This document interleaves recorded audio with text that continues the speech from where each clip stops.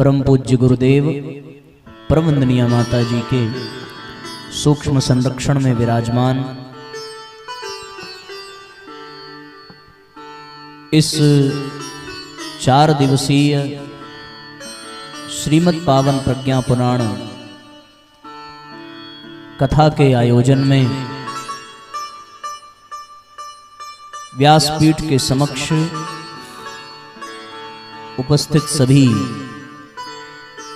सम्मानित ग्रामवासियों, शक्ति स्वरूपा माताओं बहनों, देवतुल्य आत्मीय बंधुओं, आइए हम सभी भावपूर्वक जिन ऋषि सत्ताओं के संरक्षण में यहाँ विराजमान हैं उनको बारंबार नमन वंदन करते हुए आज के सत्र का शुभारंभ करते हैं।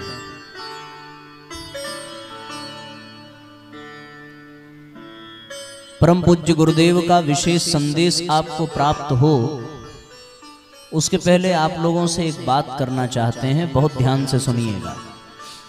पूरे इस समय 6:15 बज रहा है और अगले 1-1.25 घंटे 1.5 घंटे जो भी हम लोग साथ में रहेंगे,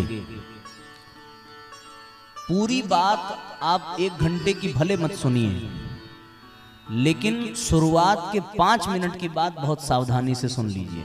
यदि आपने उसको ध्यान से सुन लिया तो फिर आपको 1 घंटे में सुनने में कोई दिक्कत नहीं होगी। आप सुन सकते हैं 5 मिनट ध्यान से? कौन कौन सुन सकता है भाई? हाथ उठाओ जरा। सारे लोग?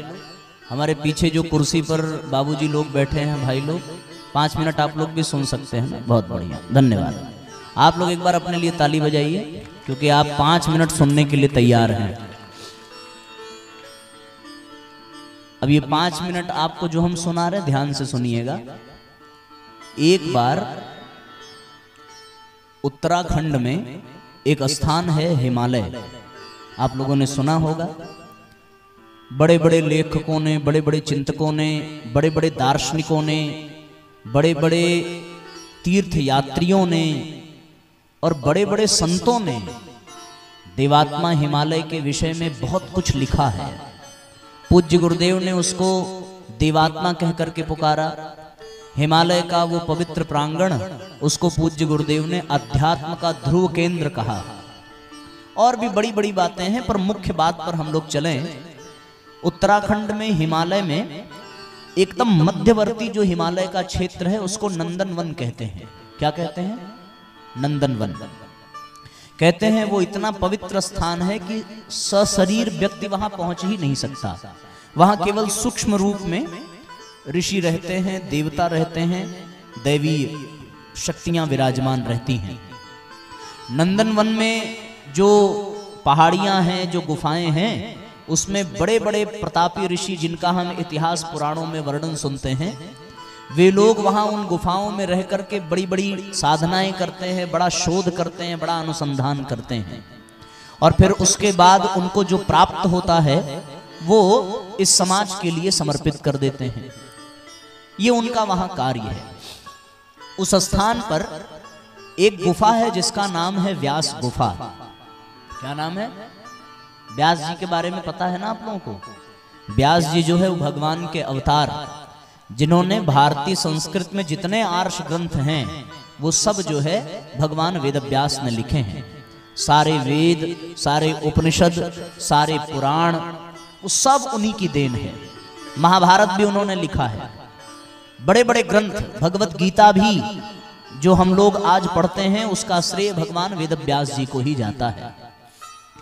तो उस स्थान का नाम है व्यास गुफा। वहां पर उन्होंने सारे अपने पूरे के पूरे ज्ञान को मन बनाया कि हम इसको लिखेंगे तभी तो आने वाली पीढ़ियां पढ़ पाएंगी। अन्यथा व्यास जी शरीर छोड़ते तो उनका ज्ञान उन्हीं के साथ चला जाता। इसलिए आवश्यकता थी कि उनके जाने के बाद भी ये जो महत्वपूर्ण ज्ञान है, महत्वपूर्ण आर्ष ग्रंथ हैं, ये सारे के सारे ग्रंथ जो हैं आने वाली युवाओं की पीढ़ियां जो मनुष्य पैदा होंगे उनको पढ़ने को मिल जाए, ताकि वो इसको पढ़ करके अपने जीवन को धन्य बना सकें और अपने आचरण को श्रेष्ठ बना सकें, अपने भीतर देवत्व को विकसित कर सकें। इस भाव से वो सोच ही रहे थे कि अत्यंत चिंतित होकर के कि मुझे पता तो सब है, पर यदि मैं लिखने बैठूंगा तो फिर बात बन नहीं पाएगी। क्योंकि आदमी जब लिखने बैठता है तो वो सोचता भी है, व्यवस्था भी बनाता है और लिखने का भी काम करता है। बड़ी जिम्मेदारियां होती हैं, है ना? पर कितना आसान हो जाए यदि हम कुछ बोलें और सामने वाला बैठ करके लिखने को तैयार हो जाए। दोनों में कौन सा आसान है? एक तो है कि आप खुद लिखिए सोच सोच करके, और एक तो यह है कि आप केवल सोच करके बोलिए और आपका कोई सहयोगी लिखना प्रारंभ कर दे। कौन सा आसान रहेगा भाई? काम दो लोगों में बंट गया। व्यास जी इसी चक्कर में थे कि कोई ऐसा मिल जाए जो हमारे ज्ञान को मैं बोलता जाऊं और वो लिखता चला जाए। उन्होंने भगवान से प्रार्थना की, उनकी प्रार्थना स्वीकार हुई और भगवान शंकर के जो छोटे पुत्र हैं गणेश जी तैयार हुए कि आप बोलते जाइएगा और हम लिखते चले जाएंगे। ढेर सारा कागज इकट्ठा कर लिया, ढेर सारी स्याही इकट्ठा कर ली, ढेर सारे कलम की व्यवस्था बना ली कि बीच में उठना न पड़े। अब उठना न पड़े तभी तो वो कार्य पूरा हो पाएगा, क्योंकि एक दो श्लोक तो लिखना नहीं था। अकेले श्रीमद् भागवत महापुराण में 18,000 श्लोक हैं। केवल वेदों की ऋचाओं को यदि देख लिया जाए तो वो हजारों में है। समस्त शास्त्रों के जितने भी श्लोक हैं, फिर 18 पुराण, 18 उप पुराण और फिर 18 औप पुराण, 108 उपनिषद, अनेकों स्मृतियां, अनेकों श्रुतियां, 6 दर्शन, इन सब को मिलाकर के श्लोकों की संख्या करोड़ों में हो जाती है। अब 1 करोड़ श्लोक लिखने के लिए सोचो कितनी स्याही चाहिए, कितने कागज चाहिए, कितना कलम चाहिए और कितना समय चाहिए। 1-2 लाइन लिखनी होती तो व्यास जी लिख लेते, पर गणेश जी तैयार हुए। अब आप सोचो कितनी स्याही लगी होगी। हम लोग तो साल भर में 8, 10, 20 कलम खत्म कर पाते हैं। अब व्यास जी बोलना शुरू कर देते हैं, गणेश जी निरंतर लिख रहे हैं बिना कुछ सोचे, बिना कुछ बोले। एक समय ऐसा भी आया कि कलम खत्म हो गई, तो फिर एक लोकोक्ति है, हम लोगों ने भी कथाओं में सुना, आपने भी सुना होगा कि जब कलम का अभाव हुआ तो गणेश जी ने अपना हाथी वाला एक दांत तोड़ लिया और स्याही में डुबा डुबा करके वो लिखना प्रारंभ कर दिए। माने उनकी लेखनी रुकी नहीं। कलम खराब भी हुआ होगा तो भी उनके दांत से वो लिखना प्रारंभ कर दिया उन्होंने। न जाने कब तक ये यात्रा चली होगी, पर इतना सब कुछ जो मैं हमने आपको बताया, उसमें महाभारत भी आता है, गीता भी आती है, शिव पुराण भी आता है, भागवत पुराण भी आता है, चारों वेद आते हैं, 108 उपनिषद आते हैं, दर्शन आते हैं, स्मृतियां आती हैं, सब लिख डाला। कितना समय लगा इसकी कोई गणना अभी तक हमने तो नहीं पढ़ी, पर जिस बात को बताने के लिए हमने ये प्रसंग आपको सुनाया है वो महत्वपूर्ण है, वो अब आपके काम की चीज है। जब सब कुछ पूरा हो गया तब भगवान वेदव्यास जी ने गणेश जी से कहा कि एक बात बताइए, बोलना तो आसान है, लिखना बड़ा कठिन है। आप इतनी तेजी से और बिना रुके, बिना थके, चुपचाप लिखते चले गए। बीच में आपने किसी भी जगह ये तक नहीं कहा कि महाराज एक बार फिर से बोल दीजिए, छूट गया। होता है ना, जब हम लोग अपने क्लासरूम में बैठ करके टीचर नोट्स करावे और हम लोग नोट्स बनाते हैं, अगर वो बोल रहे हैं थोड़ी तेज बोल दिया हो तो क्या होता है, हम लोग यही कहते हैं कि थोड़ा सा रुक जाइए, अभी हमारा इतना ही हुआ है, या फिर नकल मार करके या फिर उनको रोक करके फिर से पूछ करके जैसे तैसे अपना काम हम लोग व्यवस्थित बना लेते हैं। लेकिन साथियों, गणेश जी ने एक बार भी नहीं कहा कि आप जरा रुक करके फिर से रिपीट कर दीजिए, मेरा छूट गया। भगवान वेदव्यास जी ने पूछा, कैसे कर लिए भाई? कहीं रुकने को नहीं कहा, कहीं आपने टोका नहीं, कहीं आप उठे नहीं। तब गणेश जी ने एक बड़ी सारगर्भित बात कही। उन्होंने कहा कि मैंने लिखने में कोई कोताही नहीं बरती, कहीं हम आपसे पीछे नहीं हुए, कहीं आपको रोकने की जरूरत नहीं पड़ी। कारण क्या था? कारण केवल इतना था कि मेरे कान खुले हुए थे और मेरा मुंह बंद था। क्या कहा? कि मेरे दोनों कान खुले हुए थे और मेरा मुंह जो था वो बंद था। अगर कान बंद होता और मुंह खुला होता तो कतई मैं लिख नहीं पाता। मेरा पूरा ध्यान आपकी बात पर था और मैं बिल्कुल भी बात नहीं कर रहा था, एकदम शांत, एकदम चुप था, बिना एक शब्द बोले केवल आपके द्वारा कही गई बातों को सुन करके मैं लिखता रहा। तो मेरी समझ से यदि मैं पूरा शास्त्र लिख पाया, पूरे पुराण लिख पाया, उसका केवल एक कारण है कि जब तक मैं काम करता रहा तब तक मैं क्या था? एकदम मौन था, एकदम शांत था। और आपने देखा होगा साथियों कि जिन लोगों ने बहुत बड़े बड़े काम किए हैं उन लोगों ने उस काम को सफलता तक पहुंचाया है केवल इसी एक शर्त पर कि उस काम को करते हुए वो एकदम मौन थे, एकदम शांत थे। संगीत का व्यक्ति अगर संगीत का रियाज कर रहा है तो वो संगीत के सिवा अगर और कुछ बात करे तो वो रियाज कभी कर नहीं सकता। हमारे भैया जब तबले का रियाज करते हैं तो इनको बुलाते रहो, ऐसा लगता है कि बहरे हो गए हैं, सुनाई नहीं पड़ता। क्यों? क्योंकि उस वक्त पूरा ध्यान कहां है?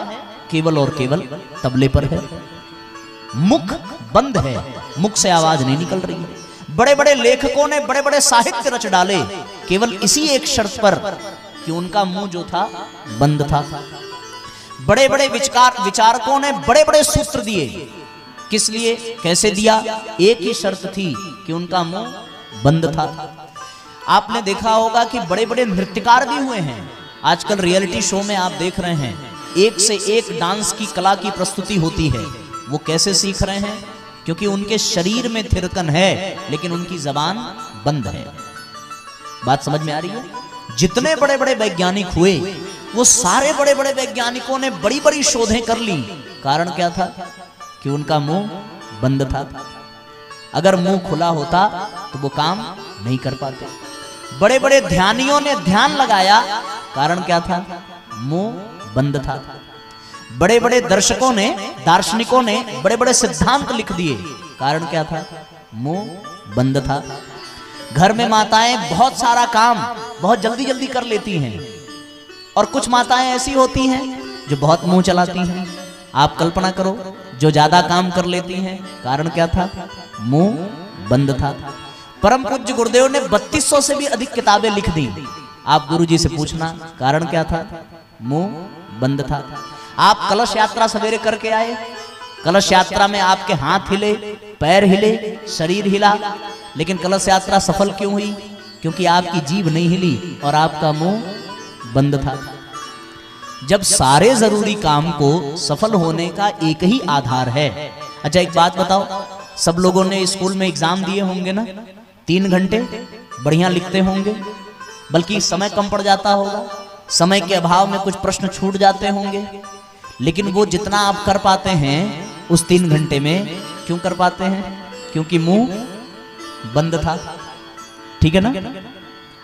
जितना भी महत्वपूर्ण कार्य आप करते हो वो सारे कार्य, विशेषकर वो कार्य जिसमें अधिक ध्यान की आवश्यकता है, अधिक लगन की आवश्यकता है, तो गणेश जी के तरीके से क्या करना पड़ेगा? मुंह बंद रखना पड़ेगा। तो बताओ, सत्संग जरूरी है कि नहीं? कथा में बैठना जरूरी है कि नहीं? गुरुजी के विचार सुनना जरूरी है कि नहीं? उसको जीवन में उतारना जरूरी है कि नहीं? ये होगा कब? जब मुंह बंद होगा। अगर आप बोलेंगे तो हमारा बोलना बेकार हो जाएगा। इसलिए जितनी देर इस पंडाल में बैठिए उतनी देर आपका सब खुला हो चलेगा, लेकिन क्या बंद होना चाहिए? मुंह बंद होना चाहिए, जबान बंद होनी चाहिए। आपके बाल खुले हों कोई दिक्कत नहीं, आपके आंख खुली हो कोई दिक्कत नहीं, कान खुला हो कोई दिक्कत नहीं, सब अव्यवस्थित हो चलेगा। लेकिन अगर मुंह खुला रह गया तब तो बात बिगड़ जाएगी, तब आप कथा सुन नहीं पाएंगे, और जब कथा सुन नहीं पाएंगे तो आपको लाभ मिलेगा नहीं, और लाभ मिलेगा नहीं तो यहाँ बैठना बेकार। तो फिर इससे अच्छा था कि हम घर में बैठते। बस 5 मिनट में यही आपको बताना था। अब आपकी मर्जी, आप चाहे मुंह खोल के रखो, आप चाहे उठ के चले जाओ। अब 1 घंटे हम आपसे कुछ नहीं कहेंगे। हमारे निवेदन पर आपने 5 मिनट की ये हमारी बात सुन ली, बस हमें अब इतना ही कहना था। अब हम आप सबका एक बार मुंह देख लें, अगर खुला हो तो हम अपना बंद कर लें, और अगर आपका बंद हो तो हम अपना ऐसे ही चलने दें, ठीक है ना? तो हम एक बार सबका मुंह देख लेते हैं। अरे वाह, सबका बंद है, बहुत अच्छी बात है। तो अब आपका जब तक बंद रहेगा तब तक हमारा चलता रहेगा। जब हमारा बंद करने का समय आ जाए तो आप अपना मुंह खोल लेना, हम अपना बंद कर लेंगे, ठीक है ना? पक्की बात? पर ध्यान रहे, जब तक हमारे बंद करने का समय नहीं होता तब तक आपका मुंह खोलना नहीं चाहिए। पक्की बात? प्रज्ञा पुराणम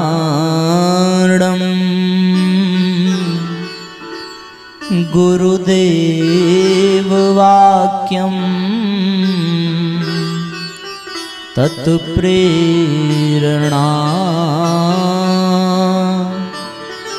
अहं करोमि। मम भावगीतं हृदयस्य प्रीतं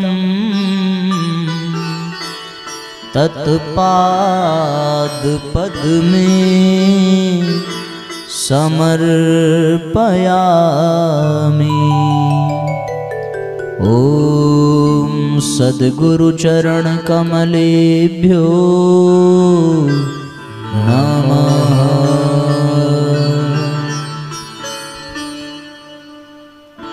आत्मीय बंधुओं,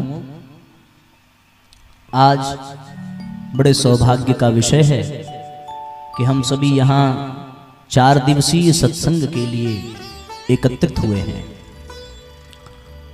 सत्संग की सफलता व्यवस्था पर निर्भर नहीं होती। व्यवस्था कितनी भी अच्छी हो, वो सत्संग की सफलता का आधार तय नहीं करती। सत्संग की सफलता का आधार है कि हमने किस प्रकार के विचारों पर चिंतन किया, किस प्रकार की सत्संग में चर्चा हुई, कौन सी विषय वस्तु रखी गई, और उस विषय वस्तु पर चिंतन की कितनी गंभीरता को हमने अपने जीवन में स्थान दिया। हम किस प्रकार विचारों को महत्व दे रहे हैं और किस प्रकार उन विचारों को आत्मसात करने के लिए चिंतन मनन कर रहे हैं, सत्संग की सफलता का आधार ये होता है।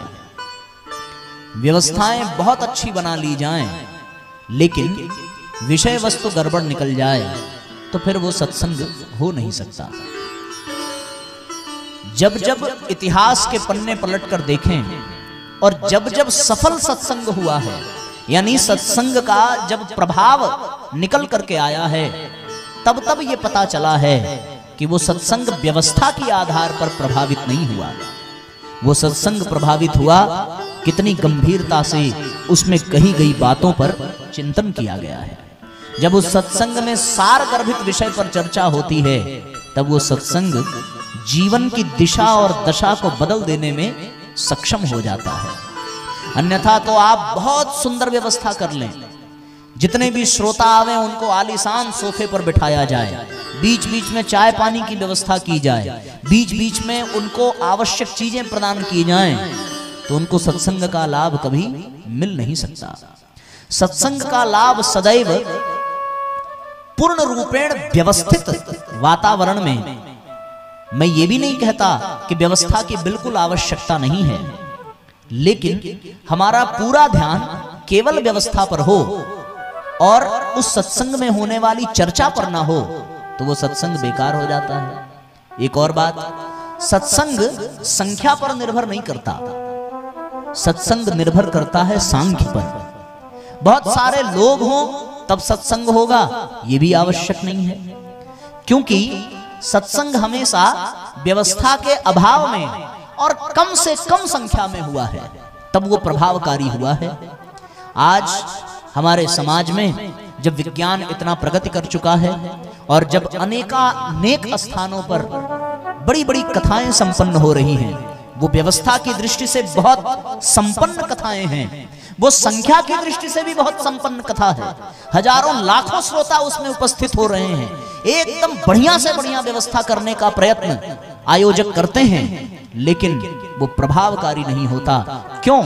क्योंकि सत्संग व्यवस्था पर आधारित सफलता नहीं देता, सत्संग संख्या पर आधारित नहीं होता, सत्संग हमेशा चिंतन पर आधारित होता है, सत्संग हमेशा सांख्य पर आधारित होता है, सत्संग हमेशा दर्शन पर आधारित होता है।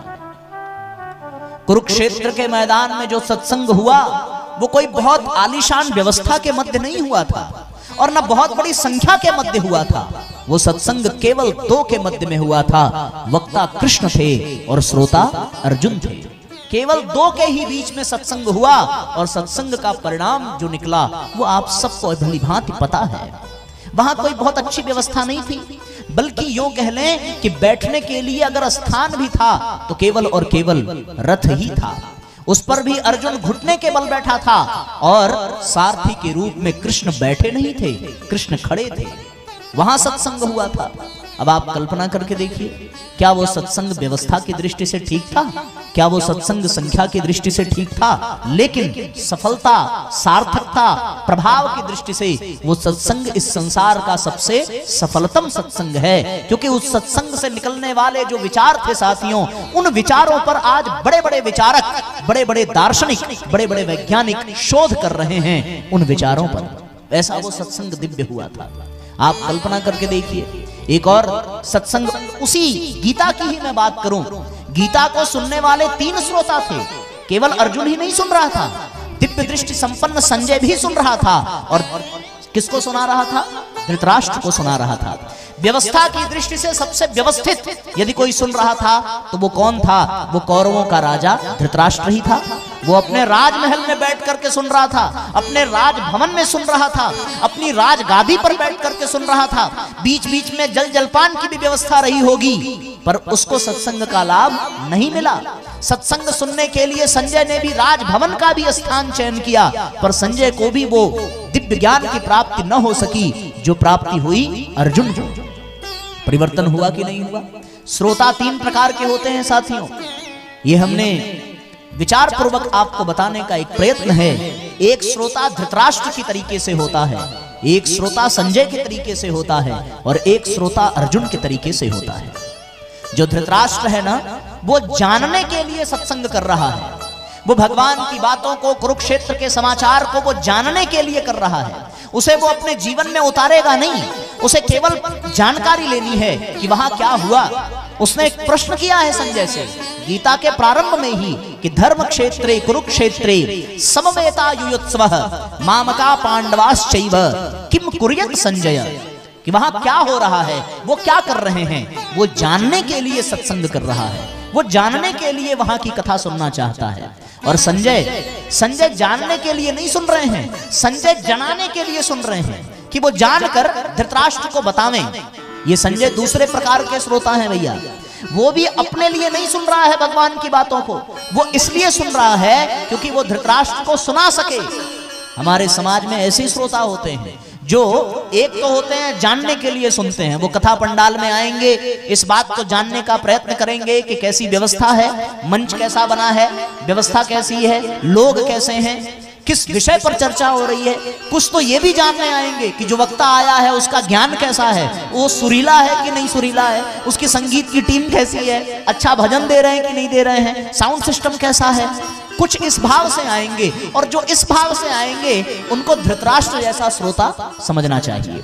ये आंख से अंधे होते हैं। अंधे होने का तात्पर्य क्या है? अंधे होने का तात्पर्य केवल आंख का अंधा होना ही नहीं है। अंधे होने का तात्पर्य विवेक शून्य हो जाना, ज्ञान शून्य हो जाना, अनुभव शून्य हो जाना, उसको भी अंधा कहते हैं। और ऐसा व्यक्ति अंधा ही होता है जो उसके दर्शन को नहीं समझ पाता, केवल दृश्य को ही देख करके वापस लौट जाता है। कोई ऐसा यहाँ बैठा हो जो धृतराष्ट्र के जैसा हो, वो आकर के यहाँ की व्यवस्था देखे और चला जाए, और फिर 10 लोगों को जाकर के बताए अरे भैया जाने लायक नहीं है। शुरुआत हुई नहीं कि साउंड कू का की करने लगा, बेकार है, ऐसे थोड़ी होता है।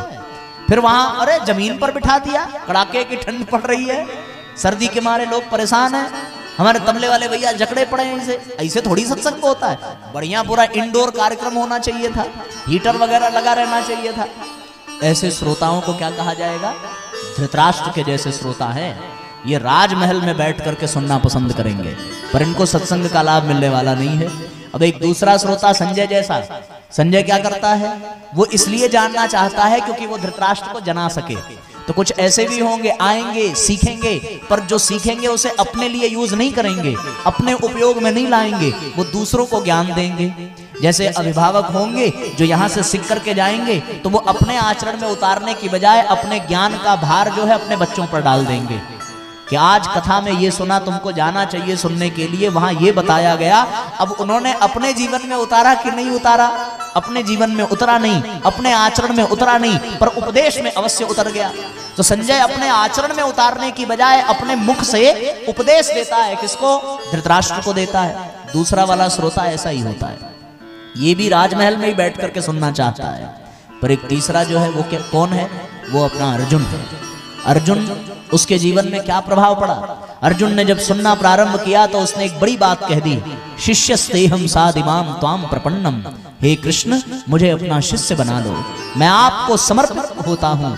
अपना तन, अपना मन, अपना जीवन सब आपके चरणों में मैं समर्पित कर रहा हूँ। अब मेरा कोई सहारा नहीं है, केवल आपका ही सहारा है।